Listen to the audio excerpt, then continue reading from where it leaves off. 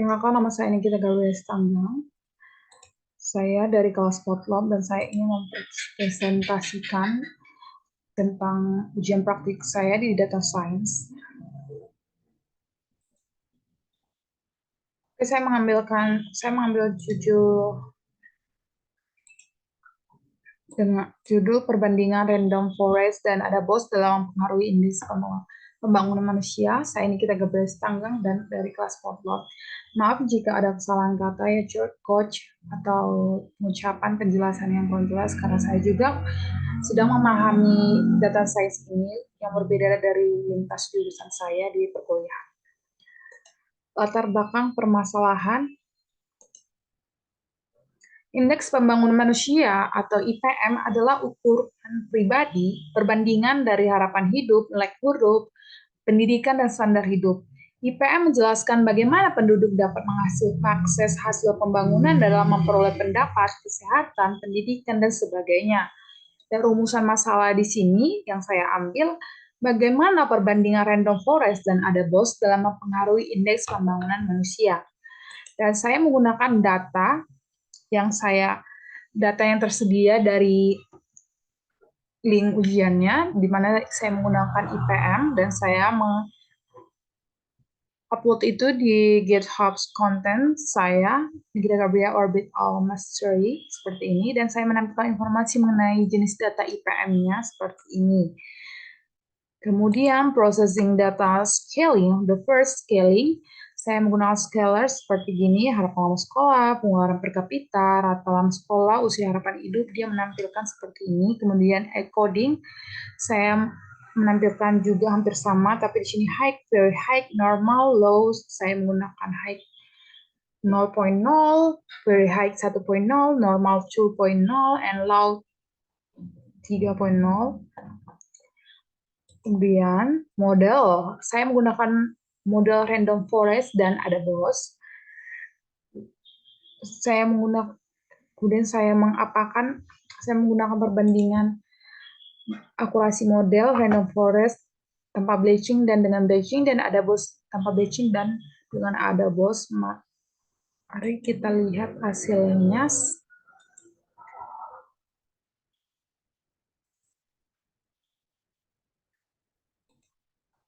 Seperti ini, saya akan menunjukkan hasilnya, kemudian saya runningkan dulu untuk memproses semuanya. Jalankan. Di sini saya sudah mengimport data saya di GitHub Content seperti ini.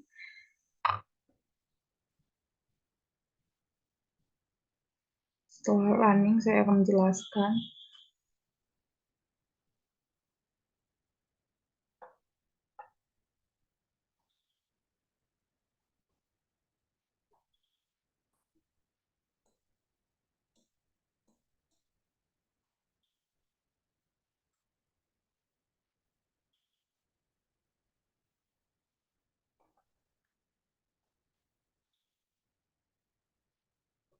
Yang di PPT saya menampilkan informasi mengenai jenis data IPM, dan tabelnya muncul seperti ini.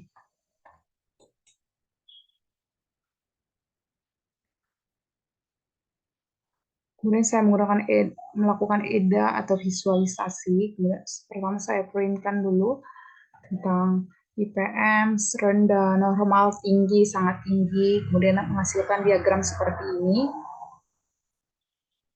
Dengan hasil normal 1128 dan high 829, low 93. Dari output perhitungan jumlah tiap kategori pada variabel IPM di atas diketahui bahwa kategori normal sangat mendominasi dengan persentase sekitar 51%, 0,37%, dan kategori very high and low adalah dua kategori dengan jumlah terendah. Kemudian di sini saya describe hasil cone, mean, STD, means 25%, 50%, 75%, max tentang harapan lama sekolah, pengeluaran per kapita, rata lama sekolah, dan usia harapan hidup. Sini saya menampilkan tentang tingginya, heights. Kemudian di sini saya mengabaikan low-nya.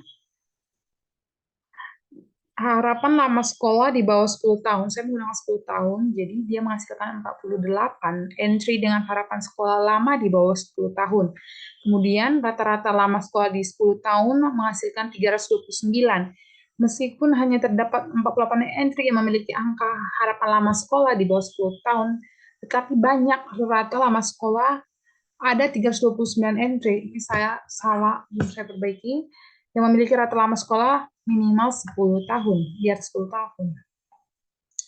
Dengan angka harapan hidup di bawah publikasi BPS, itu ada 72 sampai 85, di mana hasilnya adalah 1848. Menurut BPS, rata-rata angka harapan hidup masyarakat Indonesia pada tahun 2022 adalah 71 sampai 85 tahun.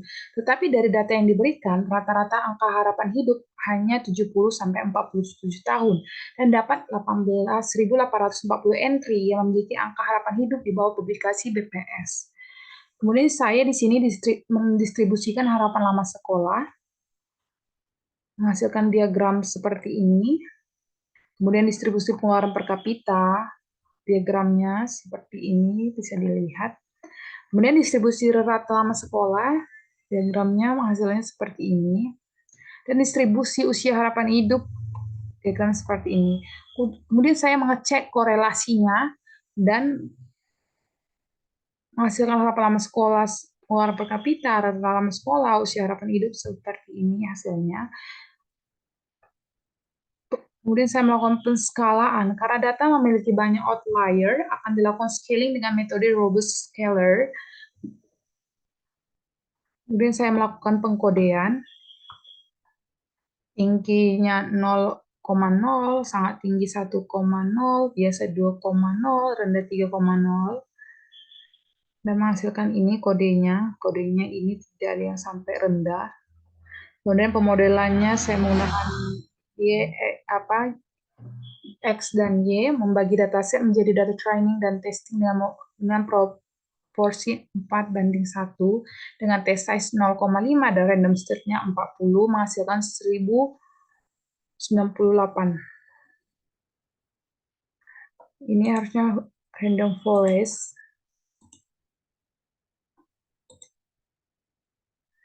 Saya menggunakan pemodelan random forest dan ada BOS. Pertama sini saya menjelaskan random forest. Saya melakukan evaluasi, menghitung conversion metric dari Y, hasil prediksi, dan Y nilai hasilnya seperti ini. Kemudian saya print qualitas report-nya.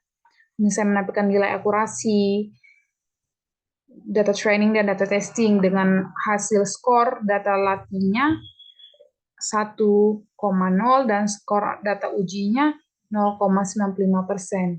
Dan menyeimbanginya, saya menggunakan SMOT, klarifikasi RV2, dengan evaluasi menghitung matriksnya seperti ini. Kemudian saya print classification report-nya, saya menampilkan nilai akurasi data training and data testing, di mana data trainingnya ada 1,0 dan data testingnya ada 0,96%. Kemudian pemodelan kedua, saya menggunakan ada BOS.